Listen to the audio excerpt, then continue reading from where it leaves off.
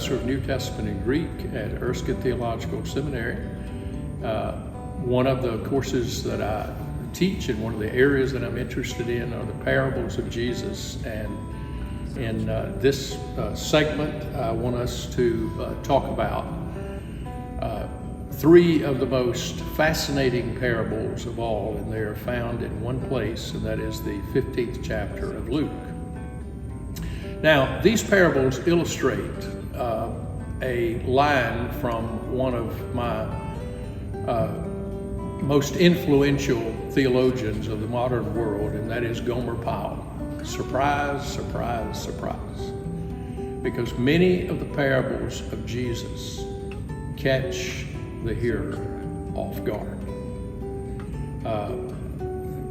Many of them do, but none any more than these three parables in Luke 15.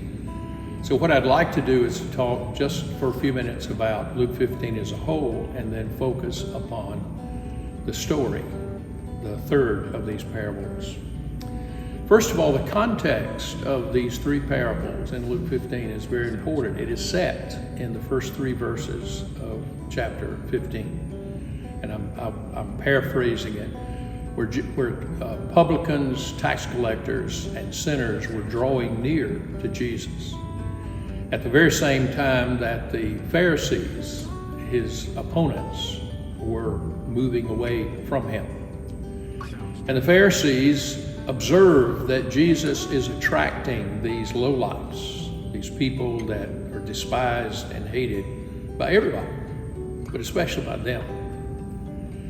And so Luke tells us, they began to grumble within themselves. And the word that he uses there is very unusual. It's almost like a groaning within themselves. They're mumbling among themselves, criticizing Jesus that this man receives tax collectors and sinners and even eats with them. But Luke tells us, then Jesus told this parable. If you look at the text there, the demonstrative pronoun is this, it's not these, it's singular. And what follows is actually three parables. Now, where's the surprise element about? Well, these three parables, we commonly call them the parable of the lost sheep, the parable of the lost coin, and the parable of the prodigal son. Joachim Jeremias, who had spent his life studying the parables and wrote his book on the parables in the 1960s. But he and many others have said that we have misnamed these parables to begin with. They're not really about the sheep that got lost and the coin that got lost and the son that rebelled against his father. They're about an unusual shepherd, an unusual woman, and an unusual father.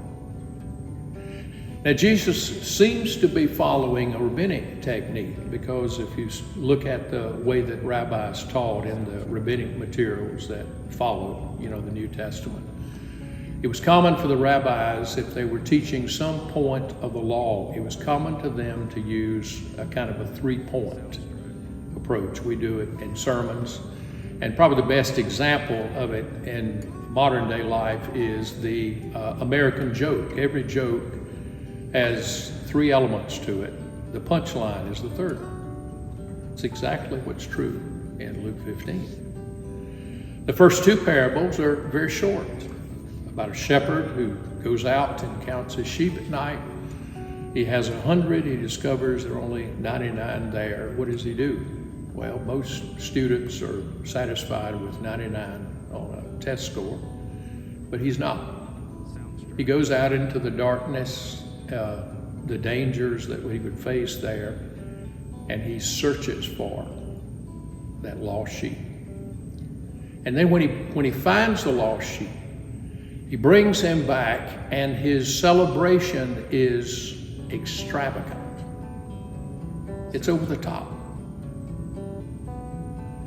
The second is about a woman. She has 10 coins on her headband. She loses one. A again, 1 out of 10 is not all that bad, but she's not satisfied with that, and so she cleans her house. Now,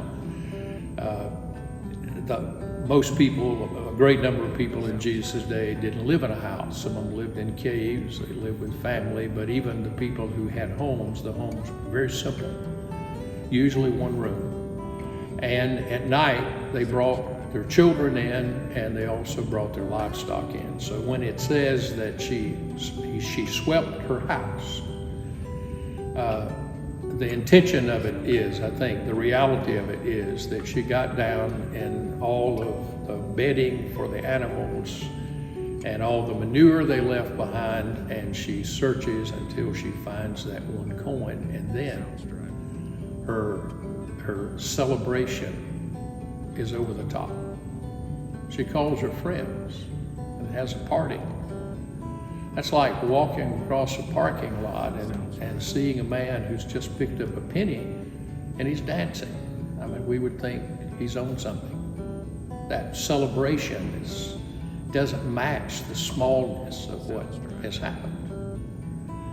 Now, where the surprise element is not only the celebration, but who the lead characters. One is a shepherd. And the shepherd, though we enjoy them in our Christmas pageant, shepherds were considered thieves. They're in the first century. Their testimony could not be accepted in a Jewish court of law. The assumption was they were lying. Women, of course, Josephus has a good statement about that in his history of the Jewish people, where he's talking about how it's important when Jews are trying someone that there be 3 witnesses, if possible, at least 2 who can tell the same story before the person can be convicted. But he ends that discussion with these words, "But let not the testimony of women be admitted on account of the levity and the boldness of their sex." Not sure what that means, but hear Jesus. It would surprise anyone hearing either of those 2 stories that the lead character, the hero, is a shepherd, a woman. And so one of the elements that it's hard for us to pick up on because we don't live in the first century, but his audience would have immediately been shocked by some of the people who are in his parables and some of the things that they do.